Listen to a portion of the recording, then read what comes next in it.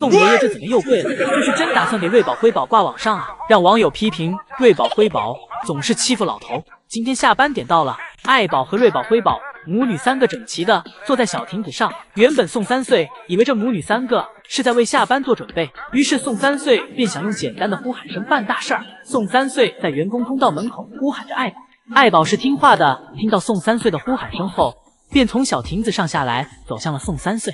爱宝真来到宋3岁门口后，宋3岁又把门关上了。瑞宝和辉宝此时一副老谋深算、早已料想到的模样。宋3岁经常让爱宝白干活，但爱宝向来脾气随和，转头走向通道门口便回家了。爱宝回家后，宋3岁放大了自己音量，连连呼喊着瑞宝和辉宝。辉宝听到后还是有所动作的。辉宝俯下身开始呼悠，先是头朝下，将头卡进爬梯缝隙里，然后一个甩尾让自己的腿下来。大熊猫也算猫，这身体的柔韧性仿佛也是水做的。紧接着就是看准时机给自己甩下去。辉宝从爬梯摔到地上后便不想动了。辉宝表示自己累了，需要休息一会儿。但宋3岁的叫喊声越来越大，不过这声叫喊也给辉宝走神的思绪重新拉了回来。辉宝立马爬起来向通道门口走去。此时宋3岁在房间里是这样的，一会儿趴在员工通道的窗户看看，一会儿再看看熊猫通道。辉宝也不进来。等辉宝进来后，园区就只剩下瑞宝了。宋3岁眼看自己不管怎么叫瑞宝都无动于衷，于是便来到园区放大招了。宋3岁先是拿着小苹果放在瑞宝的小鼻子上给其闻了闻，吸引瑞宝的注意，然后扑通一下就给瑞宝跪下。瑞宝眼看宋3岁又整这出，这不是妥妥给自己折寿吗？吓得辉宝立马从小亭子上下来，让宋3岁赶紧起来。宋3岁眼瞅计谋得逞，便来到通道门口等瑞宝。瑞宝跑过来后，直接歪倒在了宋3岁的怀里。瑞宝此时还对宋3岁给的小苹果意犹未尽。宋3岁将手里最后一块小苹果喂给瑞宝后起身离开，给瑞宝去开门。瑞宝再次听到宋3岁呼喊声后，便乖乖走了回去。没有瑞宝辉宝跟在妈妈后面自己下班，现又有爱宝下班时强制带上姐妹俩。昨天辉宝自己玩耍时，听到通道门口传来声音，看到宋爷爷出来了，连想都没想，立马爬起来去追爷爷。虽然辉宝小腿倒腾得很快，但是奈何宋爷爷腿长，宋爷爷转身走进门，立马把门关上。辉宝被卡住了小腿，生气的辉宝看到这时通道门还开着，一气之下跑进通道门收拾爷爷。而此时的瑞宝转头发现园区只剩自己了，想了想自己也跟了上去。这次搜寻是有史以来宋爷爷最省心的一次。另外，最近姨姨们可以看到，爱宝在园区睡觉时不在床上睡，而是喜欢睡在饮水盆旁。其实是因为这个地方有个空调口，从一旁晃动的竹叶就可以看出来，爱宝感觉这个地方比较凉爽，所以喜欢趴在这里休息。因为瑞宝和辉宝的原因，爱宝的室内园区现在还没有给冰床搬回来，是怕姐妹俩偷偷睡冰床着凉闹肚子。而乐宝这里已经早早的就想睡上去。而今天爱宝下班时，爱宝宛如觉醒了灵智，主动走到通道门口前，像是在跟奶爸和姨母交代，表示自己今天帮忙收熊回家，然后便转头走向了姐妹俩，选择了离自己最近的辉宝，之后连推带挤的给其带到了通道门口，打算强行给辉宝带回去。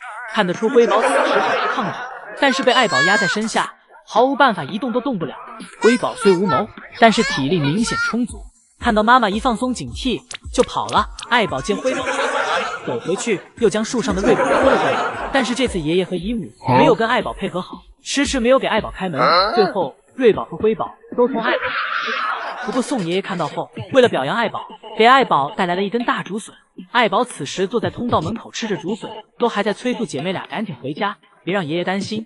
爱宝真是越来越让爷爷和姨母省心了。当宋爷爷没再给瑞宝辉宝制作丰容时，饲养员们就是瑞宝辉宝的丰容。上午瑞宝辉宝由圣熙阿姨和他们的帅气护卫陪伴，下午由江爷爷接替陪伴。宝家应该是饲养员陪伴最多的熊猫家族之一，而这也或许是宝家成员都比较像人类的原因之一吧。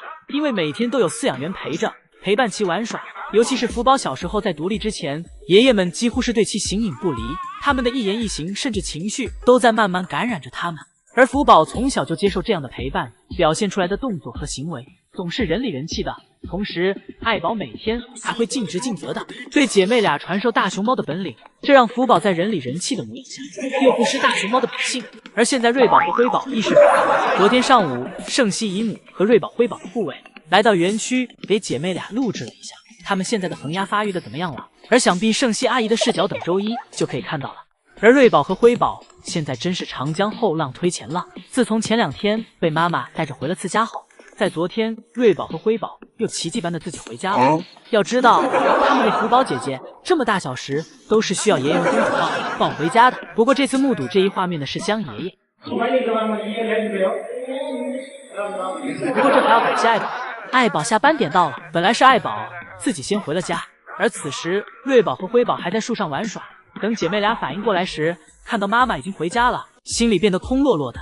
先是瑞宝走上前，打算跟上妈妈。此时爱宝刚好从房间里走了出来，瑞宝顺势跟着妈妈回家了。而在小亭子下面的辉宝还在考虑要不要也回去。辉宝迈着试探的小步伐思考着，瑞宝此时在通道里仿佛是在喊妹妹快进来，一起回家。不知瑞宝最后说了什么，辉宝真的走了回去。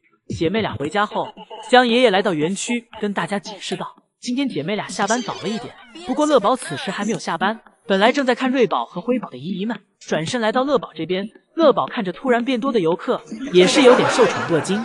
送爷爷以后再也不用因为姐妹俩下班不回家而苦恼了，更不用再为此担心了。截止到今天为止，瑞宝和辉宝已经连续3天自己下班回家了。宋爷爷刚看到瑞宝和辉宝第一次下班回家时，激动的声音都颤了起来。이 녀석들 엄마 따라서 처음으로 퇴근했네. 완성. 同时宋爷爷还不忘感谢爱宝。宋爷爷表示是最近自己的腰不舒服，爱宝感觉出来了，所以帮自己把姐妹俩都带了回来。 손과 허리가 너무 아파서 오늘 아이바오 힘을 빌렸습니다. 잘했어. 고마워 아이바오. 而在今天，就算不是宋爷爷值班，姐妹俩到下班点后也很自然的回了家。当然，这离不开爱宝的努力。瑞宝和辉宝能够自己回家，爱宝是最大的功臣。爱宝现在给姐妹俩带来的威压，直接能给其下面讨教。现在饲养员们也有在刻意去锻炼爱宝，带姐妹俩回家。为此，现在每到下班点时，爷爷亦或是姨母会将通道门一直开着，而通道门里面还有一个门，则是位于体重秤前通往房间的门，这个门则是处于关闭状态。而现在每次爱宝回家时，发现回房间的通道门没有打开，便会再次返回园区查看是什么原因，以及到奶爸门口询问情况。不过聪明的爱宝很快就明白了奶爸的意思。爱宝发现只有瑞宝和辉宝一起跟自己回去时，奶爸才会开门，于是爱宝就这样被迫接下了带姐妹俩回家的工作。当爱宝喊姐妹俩回家时，辉宝此时依旧想用老办法往树上爬，以为这样妈妈就会和爷爷一样拿自己没办法了。但爱宝可不会像爷爷一样留手，看出辉宝的小心思来后，爱宝立马去组织辉宝，直接给爬到一半的辉宝从树上拽了下来。这样一来，辉宝也不敢再继续反抗，爱宝连踢带打的给辉宝弄了出去。而这时得病的瑞宝则趁妈妈没注意到自己，快速爬上小树。爱宝给辉宝拖回去后，回来发现瑞宝已经上树了。就在姨姨们以为爱宝这下拿瑞宝没办法了，下一秒不知是不是因为爱宝的威慑力太强了，亦或是爱宝在树下跟瑞宝说了什么，只见瑞宝看到妈妈回来了，竟慢慢的从小树上爬了下来，然后快速的跟上妈妈一起回了家。爱宝拿捏姐妹俩确实要比爷爷们轻松许多，而想必有了爱宝的这番教育，以后宋爷爷就不用再上树摘熊了。以后饲养员们出门怕是要先缠上伞。瑞宝和辉宝开门的手法真是越加熟练了。今天江爷爷差点一个不注意，又让辉宝给搂回房间。前2天在宋爷爷的纵容下，姐妹俩现在对于如何开门已经掌握了一定技巧。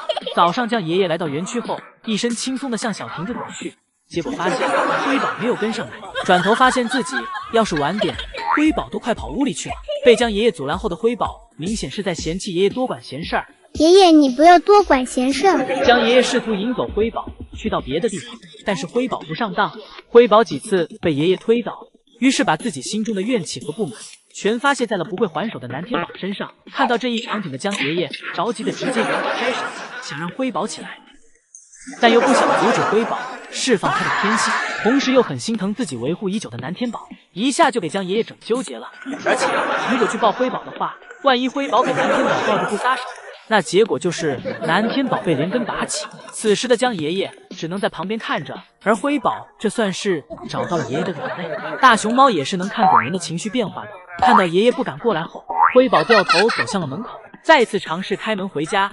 江爷爷占着身高优势，从上方给门紧紧摁住。同时用另一只手骚扰辉宝。生气的辉宝追着爷爷直转圈儿，就这将爷爷扶着门的手都没放开。眼见追不上，辉宝索性直接抱住了爷爷的大腿耍赖，爷爷将辉宝推开，辉宝就顺势再次走向通道门。等将爷爷再次给辉宝推开时，刚好给气推到了南天宝池，这让无辜的南天宝再次受伤。眼看辉宝这般无赖，爷爷索性回去将门牢牢锁上了。爷爷回去后，辉宝还在尝试将门打开，小手用不上力，还是用开，想将门上的锁咬坏。辉宝这学习能力放在人类里面，怕是能上小学了吧？